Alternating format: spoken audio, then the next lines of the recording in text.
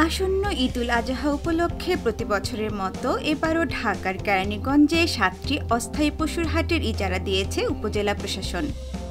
এছাড়াও ৩টি স্থায়ী পশুর হাটে চলবে কোরবানির পশুর বেচাকেনা।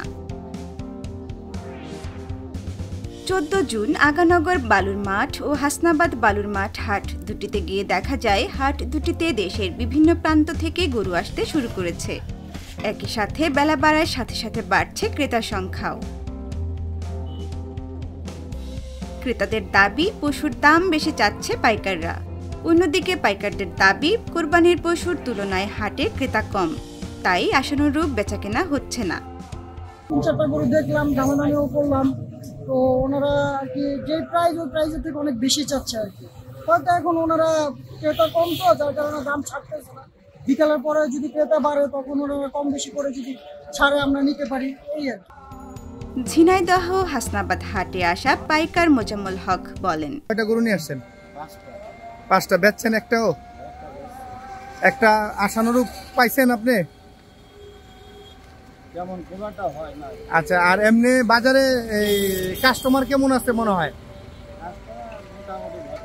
কাস্টমার মোটামুটি ভালো। দাম বলে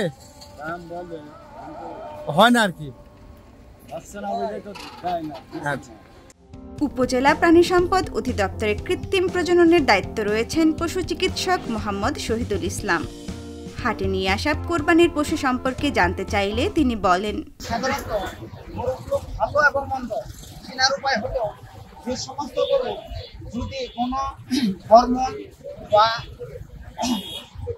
হরমোন জাতীয়, যেমন প্রাকটিন, পরাডাকশন, ড্যাটাসন, সিনারন, এই জাতীয় মেডিসিনগুলো খাওয়ায় ওই গরুগুলো সাধারণত একটু ঝিমাক জিয়া ভাব থাকে, একটু ঘুমানো ভাব থাকে, গরুগুলো নড়াচড়া কম করে, গরুগুলো একটু একঘেয়েমে থাকে, তাদের মধ্যে কোনো ফুর্তি পরিলক্ষিত হয় না।